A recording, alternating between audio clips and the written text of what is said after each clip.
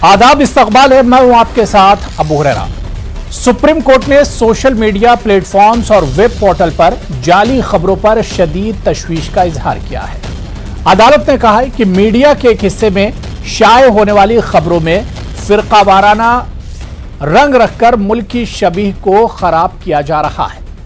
Bench ने जाली खबरों की नशियात पर पाबंदी के लिए जमीयत उलमा हिंद की दरख्वास्त समेत कई दरख्वास्तों की समाअत की। जमीयत उलमा हिंद ने अपनी दरख्वास्त में मरकज से हिदायत की है कि वो निजामुद्दीन के मरकज में मजहबी इज्तिमा से मुताल्लिक जाली खबरें फैलाना बंद करे और इसके जिम्मेदारों के खिलाफ सख्त कार्रवाई करे। सुप्रीम कोर्ट ने रेगुलेटरी मैकेनिज्म के फुकदान में वेबसाइट्स और यूट्यूब चैनल्स के जरिए फेक न्यूज की इशाअत और नशरियात पर शदीद तशवीश का इजहार करते हुए माना कि तबलीगी जमात मामले में मीडिया के एक तबके ने खबरों को फिरकावाराना रंग दिखाया था, जिससे मुल्क की शबीह खराब होती है।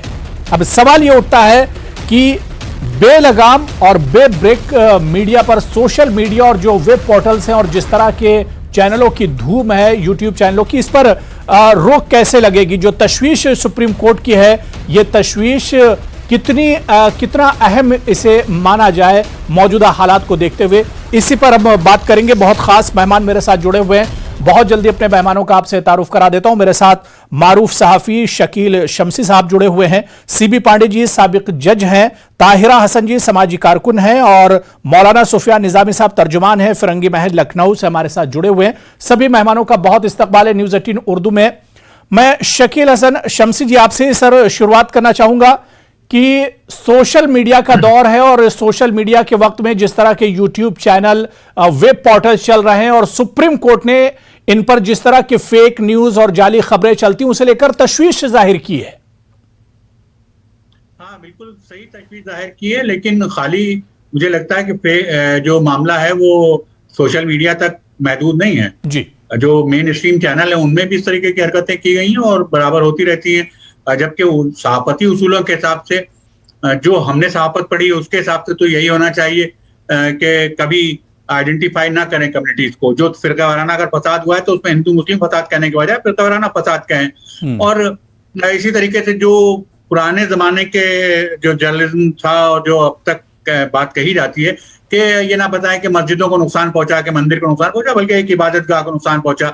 इसी तरीके से अगर कहीं कुरान की तौहीन हो तो कहीं मजहबी सहीफे को नुकसान पहुंचाया गया। ये सारी बातें थी, लेकिन आज तो ये आलम है कि अगर हिंदू और मुसलमान लड़कों में किसी बात पर लड़ाई हो गई और उसमें कोई हिंदू लड़का मुसलमान के हाथ मर गया या मुसलमान के हाथ हिंदू लड़का मर गया, तो जनाब उसको भी लेकर आधे आधे घंटे के प्रोग्राम चलते हैं और फिर उसके बाद उसमें तरह तरह की बातें निकाली जाती हैं। तो ये खाली महदूद सोशल मीडिया तक ऐसा नहीं, सोशल मीडिया पर भी है, लेकिन और उस पर कदगन लगना बहुत जरूरी, कोई कंट्रोलर होना चाहिए। लेकिन उसका नतीजा क्या होगा, मुझे ये लगता है कि अगर उस पर कंट्रोल गवर्नमेंट करने लगी तो फिर लोगों की आवाज बिल्कुल बंद हो जाएगी। जो अभी तक लोग अपनी बातें मेन स्ट्रीम मीडिया के साथ नहीं कह पा रहे हैं या वो चैनलों के जरिए से नहीं कह पा रहे हैं, वो इनके जरिए से सोशल मीडिया के जरिए से कहते हैं जी। तो शायद वो फिर उस पर रेगुलेटर कोई बैठ जाएगा तो फिर मुश्किल हो जाएगी उनके लिए भी। तो बहरहाल लेकिन सुप्रीम कोर्ट की जो ऑब्जर्वेशन है उससे तो मैं मुत्तफिक हूं सदर सर। बिल्कुल दो चीजें शकील शमसी साहब ने इस तरह से बताई कि सोशल मीडिया का किरदार बहुत अहम हो जाता है, लेकिन अब यह जिम्मेदारी उसकी है कि किस तरह से चीजों को पेश करना है, खबरों को किस तरह से परोसना है, यह बहुत अहम हो जाता है। मैं सीबी पांडे साहब सर आपके पास आना चाहूंगा। सुप्रीम कोर्ट ने अपने रिमार्क में बहुत सख्त तबसरा किया है सोशल मीडिया और मेन स्ट्रीम चैनल्स या अखबारात को लेकर। सर जजेस ने यहां तक तबसरा किया, उन्होंने कहा कि आम लोग तो दरकिनार, आम लोग तो आम बात हो गई, लेकिन जो खास और जजेस जो होते हैं उन्हें भी नहीं बख्शा जाता है। सोशल मीडिया का यह रवैया हो गया है आजकल। सोशल मीडिया पर तो कंट्रोल तो है नहीं, जो चाहे आप उस पर कह सकते हैं। हर आदमी को इस बात की आजादी है कि कोई बात उठाए और अपने यूट्यूब पर अपलोड करे और आपको सुन जाएगा। तो हर आदमी को यह अधिकार मिला हुआ है, तो चाहे यूट्यूब चैनल हो या कोई हो। अगर जो लोग चैनल चलाते हैं, मान लीजिए अगर पत्रकार चलाते हैं, वो तो कुछ सोचते भी हैं कि हमारी क्या सीमाएं हैं, लेकिन आम आदमी जो कि तो वो तो बिल्कुल नहीं सोचता। आम आदमी तो इस पर परवाह नहीं करता कि क्या हुआ है। बिल्कुल। तो अब वो आम आदमी तो आप कंट्रोल करने पर जब आप लॉ बनाएंगे तो कंट्रोल तो दोनों के लिए होगा ना। कंट्रोल तो होगा कि कैसे कोई यूट्यूब चैनल अपलोड कर रहा है, फेसबुक पर कर रहा है, तो कैसे कंट्रोल किया है। और मैं समझता हूँ कंट्रोल करने को रेगुलेशन करना के लिए गवर्नमेंट के पास पावर है, क्योंकि ये भी जो फ्रीडम ऑफ स्पीच के ही अख्तियार में आता है। तो जो फ्रीडम ऑफ स्पीच एक्सप्रेशन है उसी के तहत में तो सारा मीडिया कंट्रोल है, उसी से रेगुलेट होते हैं। और उसमें साफ साफ लिखा है कि आपको आजादी है, लेकिन पब्लिक इंटरेस्ट और के मामले में आपको आजादी नहीं है कि पब्लिक इंटरेस्ट का वायलेशन हो रहा है तो आपको कंट्रोल नहीं किया जाता। उसमें ये भी कानून है कि आपको इमोरलिटी की कोई बात है उसको आप नहीं कर सकते हैं। तो ये सारी बातें देखना चाहिए। लेकिन जो सबसे बड़ी बात है कि आपके दो चीजें हैं महत्वपूर्ण, एक तो आपके सबसे फंडामेंटल ड्यूटीज है, हर आदमी की फंडामेंटल ड्यूटी है, और फिर कॉन्स्टिट्यूशन की कुछ आइडियलिज्म है। तो जो कॉन्स्टिट्यूशन की आइडियलिज्म है उसके जो आदर्श है, जिसे बहुत सारी इस तरह की चीजें रखी गई हैं, तो इसको ध्यान में रखते और आप अपने फंडामेंटल ड्यूटी जो आपको रखते उसको ध्यान में रखते और फिर पब्लिक इंटरेस्ट इसको रखे एक रेगुलेशन बनाना पड़ेगा। हम ये नहीं कर सकते कि बिल्कुल अगर आप रोकेंगे तब तो दिक्कत हो जाएगी कि नहीं, आप बिल्कुल पहले वो सेंसर टाइप की चीज नहीं होना चाहिए कि पहले हमको आप दिखाइए और तब ऐसा करिए, नहीं। ठीक है। मैं सीबी पांडे जी दोबारा से सर आपके पास आ रहा हूं, कुछ ऑडियो में प्रॉब्लम आ रही है। मैं ताहिरा हसन साहिबा, ताहिरा जी, शकील साहब ने जो बात कही है, सीबी पांडे जी ने जो बात कही कि इसे मुकम्मल तौर पर रोका नहीं जा सकता, जो चीजें अगर चीजें खराब हैं या मेन स्ट्रीम से हटकर चीजें हैं तो उन पर एक तरह से रोक लगाई जाए। लेकिन सवाल ये उठता है कि फ्रीडम ऑफ स्पीच को कहां तक इसमें आपको फ्रीडम दिया जाए, आपको आजादी कहां तक मिलनी चाहिए। एक यूट्यूब चैनल है, जिस तरह से सीबी पांडे साहब ने चीजें बताई है, शकील साहब ने, कि आप एक चैनल खोल लेते हैं और उसके जरिए से जो आपके मन में आता है उस चीज को आप एक तरह से नष्ट कर देते हैं, वो उस तरह के वीडियो बना के वायरल कर देते हैं। नहीं, देखिए, फ्रीडम ऑफ स्पीच है, हमारा फंडामेंटल राइट है, लेकिन फंडामेंटल राइट ये भी है कि आप कॉन्स्टिट्यूशन को वॉलेट नहीं कर सकते। मैं इसको बार बार कहती हूँ कि सबसे बड़ा लोकतंत्र, डेमोक्रेसी जो है वो कॉन्स्टिट्यूशन से चलती है। उस कॉन्स्टिट्यूशन में हर चीज दी हुई है, आर्टिकल्स है, राइट टू लाइफ भी है उसमें, आर्टिकल 21। तो अगर आप यूट्यूब करते हैं या मेन स्ट्रीम मीडिया वाले, मैं कहती हूँ कोई भी करता है, या आप फेसबुक, ट्विटर, कहीं भी इस तरह की न्यूज परोसते हैं, खबरें डालते हैं जिससे कि नफरतें फैले, तो और उससे लोगों की जानों के जाने का खतरा हो और हमारे कॉन्स्टिट्यूशन के लिए वो खतरनाक हो, हमारे गंगा जमनी तहजीब के लिए वो एक असॉल्ट हो, इंसानियत पे एक असॉल्ट हो, उस जमीन पर जो कबीर की जमीन है, जो गौतम की जमीन है, जो रामा की जमीन है, जो अंबेडकर की जमीन है, और जहां जो कॉन्स्टिट्यूशन से चलती है, तो इसको अलाउ नहीं किया जा सकता और न ये जस्टिफाइड किया जा सकता है कि हमारा राइट है, राइट टू एक्सप्रेशन और स्पीच, हम जो चाहे कहें। आखिर फेक न्यूज जो आ रही है गलत, जैसे कितनी बार होता है कि हमारे महिलाओं को कह देते हैं कि ये बच्चा पकड़ने वाली है, एक न्यूज उड़ी व्हाट्सएप के जरिए इधर से उधर गई और उसके बाद औरत को लोगों ने कानून हाथ में ले लिया। ये तो बहुत खतरनाक बात है कि अगर कानून लोग हाथ में लेने लगेंगे इस तरह से, और जो लोग भड़काऊ काम कर रहे हैं तो उनको रेगुलेट करना, उनके खिलाफ एक्शन होना बहुत जरूरी है। और मीडिया को भी ये समझना होगा कि जो ऐसा ना करे कि वर्चुअल एकदम वर्ड बना दें, कोई रियल बात रहे ना। फेक न्यूज आप कैसे कर रहे हैं और कैसे अपना चैनल का बढ़ाने के लिए व्यूअरशिप आप क्या क्या करने लगते हैं। तो इन सब चीजों पे एक रेगुलेशन बहुत जरूरी है। और वीएम रमन्ना ने, मुझे बहुत अच्छा लगा, चीफ जस्टिस ने बहुत साफ तरीके से बहुत क्लियर कहा कि हर चीज को एक कम्युनल रंग दे देते हैं। दो लोगों में लड़ाई हुई, वो भी कम्युनल रंग हो गया। जमीन की लड़ाई हुई तो वो भी कम्युनल रंग हो गया। नाली गुजर रही घरों के पास से, वहां कुछ झड़प हुई तो वो भी कम्युनल रंग हो गया। तो भाई ये गैर जिम्मेदाराना हरकत पे कोई एक्शन होना चाहिए कि नहीं, कोई कंट्रोल होना चाहिए कि नहीं। ठीक है, देश संविधान से सुफियान निजामी साहब आपके पास आना चाहूंगा। सुफियान निजामी साहब, कमी कहां पर रह जाती है? कोरोना के दौर में शुरुआत होती है, तबलीगी जमात पर पूरा उसकी जिम्मेदारी आयद कर दी जाती है कि मुल्क में कोरोना फैलाने के लिए जो जिम्मेदार हैं, जो मोर्द इल्ज़ाम है, वो तबलीगी जमात वाले हैं। क्या आपको लगता है कि वाकई में अब सुप्रीम कोर्ट ने जिन चीज़ों की तंबीह की है और सख्त रिमार्क किया है, वाकई में चीज़ें हद से ज़्यादा बढ़ रही हैं? देखिए मुरारा भाई, असल पे जाहिर है सुप्रीम कोर्ट का ऑब्जर्वेशन है और हम सब कॉन्स्टिट्यूशन के तहत बंधे हुए हैं। लेकिन मुझे लगता है कि जो ऑब्जर्वेशन असल होना चाहिए था वो मेन स्ट्रीम मीडिया के लिए होना चाहिए था। सोशल मीडिया तो एक जरिया है, बहुत सी बातें जो शायद हो सकता है शकील साहब ने कही कि जो मेन स्ट्रीम मीडिया के जरिए से हम तक नहीं पहुंच पाती हैं, तो कम से कम खर्च में एक आदमी, एक इंसान अपनी हकीकत को सोशल मीडिया के जरिए से पहुंचा देता है। लेकिन जिस तरीके से एक परसेप्शन तैयार किया जाता है, जैसे कि जाहिर है कि हर मैदान के कुछ उसूल होते हैं, आदाब होते हैं, रेगुलेटरी होती है और उसके कुछ कवानीन होते हैं। मुझे लगता है कि इस वक्त जो प्रेजेंट सिनेरियो हमारे मुल्क का है तकरीबन पिछले 10 सालों से, उस पर कोई कानून मीडिया के लिए और मेन स्ट्रीम मीडिया के लिए, और सोशल मीडिया तो बहुत दूर की बात है, उसके लिए नहीं है। आपने देखा कि तबलीगी जमात का आपने जिक्र किया, किस तरीके से एक खास कम्युनिटी की इमेज को बनाया गया और फिर उसके बाद तबलीगी जमात का एक हुआ क्रिएट किया गया और एक पूरा प्लानिंग के तहत ये काम करके पूरा इसका ठीकरा सोशल मीडिया पर मढ़ दिया गया कि सोशल मीडिया साफ जिम्मेदार है।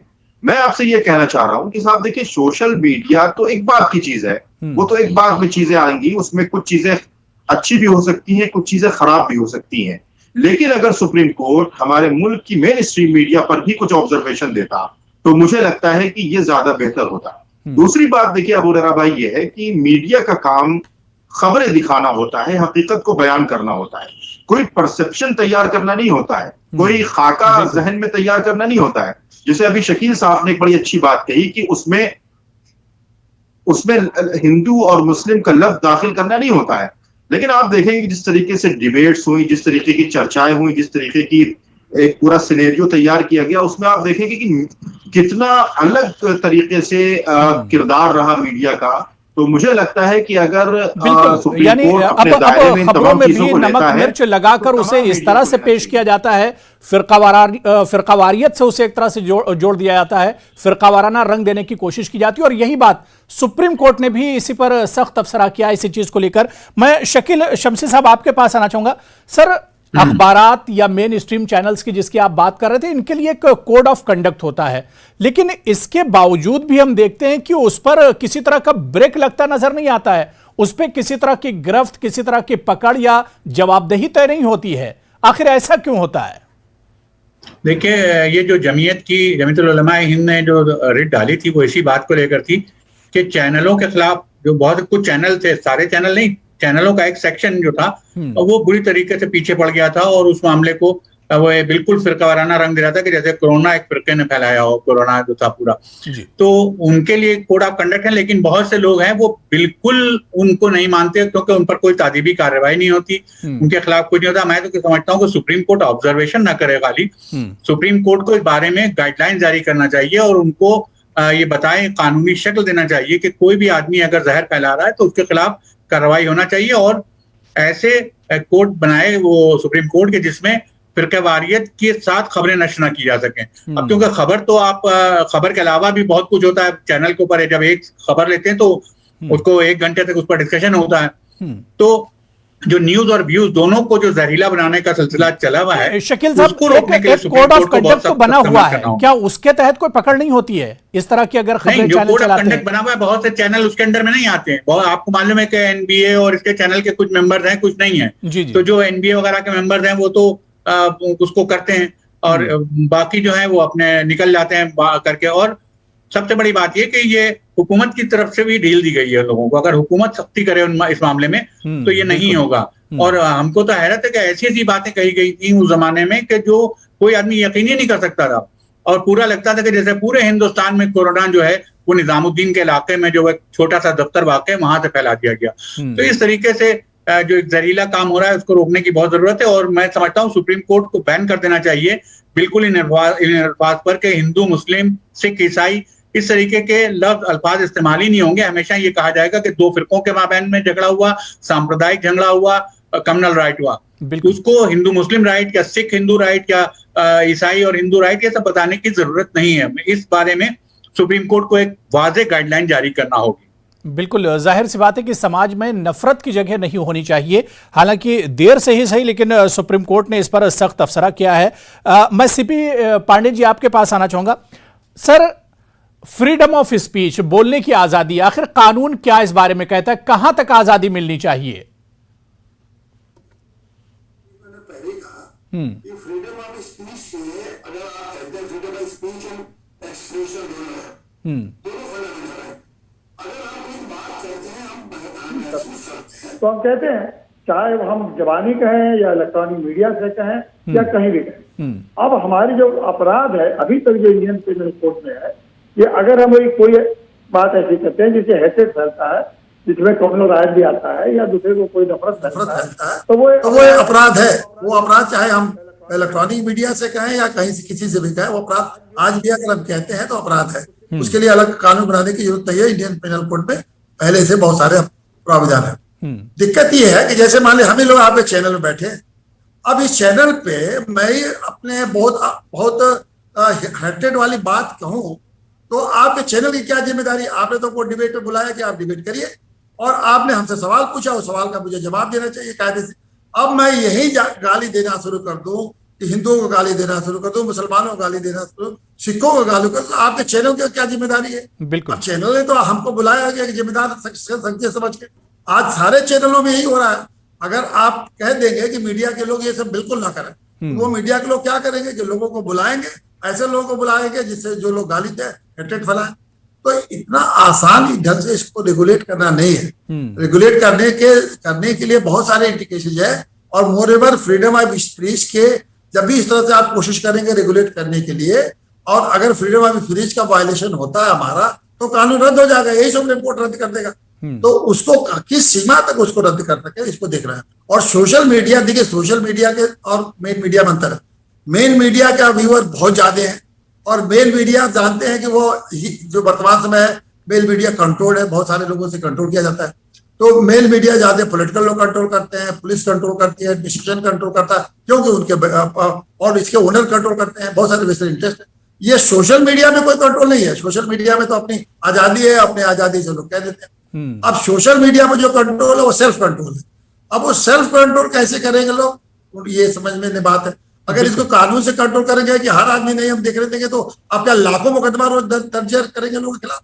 इतना आसान तो है नहीं। सोशल मीडिया का दायरा तो दिन ब दिन सर बहुत तेजी से बढ़ता जा रहा है, और इस पर भी किस तरह से कंट्रोल करना है, कैसे रेगुलेट करना है, इस पर भी अब इंतजामिया और सरकार को सोचना होगा। मैं ताहिरा हसन जी, बहुत मुख्तसर में, ताहिरा हसन जी, क्या आपको लगता है कि जिस तरह से सियासत सियासत में एक बड़ा बदलाव आया है, आप हर पार्टी का देख लीजिए कि उनका एक आईटी सेल होता है और वहां वो अपने हिसाब से खबरों को जोड़ तोड़कर पेश करते हैं, तो इसका भी असर पड़ता है सोशल मीडिया पर, वेब पोर्टल्स पर?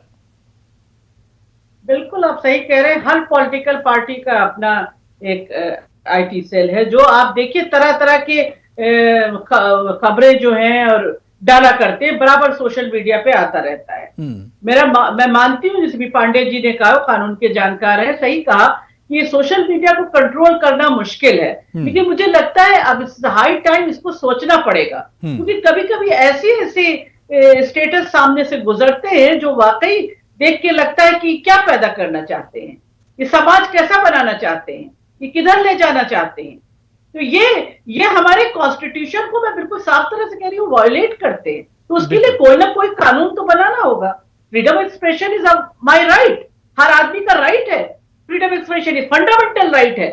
लेकिन ये जो हेट्रेड फैला के लोगों की जान जाने का खतरा है, तो राइट टू लाइफ भी तो आर्टिकल हमारे पास है, बिल्कुल, उसको भी तो प्रोटेक्ट करना है, और आप ऐसे हेट्रेड नहीं फैला सकते। तो मुझे लगता है इसके खिलाफ भी एक वो होना चाहिए, कानून बनना चाहिए कि इस तरह लोग डरें, इस तरह के न डालें। देखिए, डर पैदा मैं इसलिए इस्तेमाल किया कि अगर डरेंगे नहीं तो इस तरह का वो चीजें रुकेंगी, सामान है वो डाले चले जाएंगे और रुकेगा नहीं, और इस तरह से ये जो हमारी इंसानियत है उसको शर्मसार करते जाए। नहीं, बिल्कुल, सुप्रीम कोर्ट ने भी ये कहा कि मुल्क की छवि खराब होती है। सुफियान निजामी साहब, क्या आपको लगता है कि सिर्फ नजर और नजरिए का ये पूरा खेल है, इसे कंट्रोल किया जाना चाहिए, वरना जो बात सुप्रीम कोर्ट ने कही कि इससे मुल्क की छवि भी खराब होती है पूरी दुनिया में? नहीं, बिल्कुल मुल्क की छवि और मुल्क की सूरत और मुल्क की इमेज तो पूरी दुनिया में खराब हो ही चुकी है और दिन पे दिन और खराब होती चली जा रही है, इसमें कोई दो राय नहीं है। लेकिन सारा ठीकरा मैं फिर कहूंगा सोशल मीडिया पर छोड़ देना। देखिए, सोशल मीडिया एक जरिया अभी भी है कम से कम कुछ हकीकत हम तक पहुंचाने का। तो सिर्फ सोशल मीडिया को अगर आप दायरे में लाएंगे और तमाम कवानीन और तमाम उसका इम्प्लीमेंटेशन सिर्फ सोशल मीडिया पे कर देंगे, तो मुझे लगता है कि जो सही खबरें भी हम तक पहुंच रही वो भी नहीं पहुंचेंगी। तो अगर कानून बनाना है, कुछ करना है, तो आप दोनों तरीके की मीडिया, चाहे वो मेन स्ट्रीम मीडिया हो या सोशल मीडिया हो, दोनों के ऊपर एक कानून बनाए। और मुझे लगता है कि ऑलरेडी कानून बने हुए हैं, सिर्फ थोड़ी सी फिक्र करने की जरूरत है। और अगर मरकजी हुकूमत चाहेगी तो मुझे लगता है आसानी से ये तमाम चीजें कंट्रोल हो भी सकती हैं। लेकिन फिर से वही ऑब्जर्वेशन आता है, फिर से वही बातें होती हैं, और मुझे लगता है कि फिर वही अपना एक जो एजेंडा चल रहा है उसी पर फिर काम होना है। तो मुझे लगता है खातिर खा इन तमाम चीजों पर मैं शकील शमसी जी, बहुत कम मेरे पास वक्त बचा है, आखिर में एक लास्ट कमेंट आपसे, क्या ये मुमकिन है कि सोशल मीडिया पर भी कदगन लगाया जा सके या उस पर भी एक कंट्रोल किया जा सकता है? क्योंकि ये दायरा बहुत तेजी से बढ़ रहा है सोशल मीडिया का, वेब पोर्टल्स का। बहुत मुश्किल काम है जी। और क्योंकि अगर कोई आदमी अमेरिका में बैठकर यूट्यूब पर कुछ पोस्ट कर रहा है, उसको कैसे रोकेंगे? जी बिल्कुल। कोई आदमी फिलीपीन से पोस्ट कर रहा है, उसको कैसे रोकेंगे? यूट्यूब जो है उसको कंट्रोल कर पाना बहुत मुश्किल काम है। खाली इतना ही हो पाएगा कि इंडिया में कहा जाए कि उसको फॉरवर्ड करने वालों को पकड़ा जाएगा, ये होगा। लेकिन इतना ज्यादा वो वसी हो चुका है कि उसको उस पर कदगन लगा पाना या उसको रोकथाम कर पाना मुश्किल होगा, बहुत ही ज्यादा।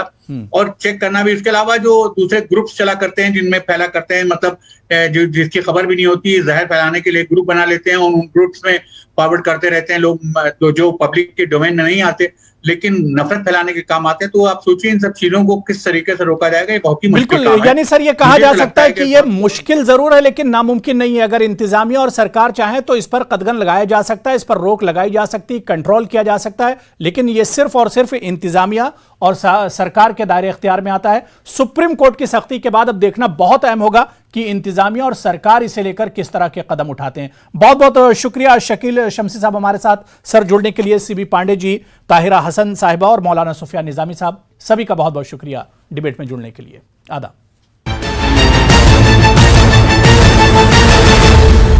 9 crore viewers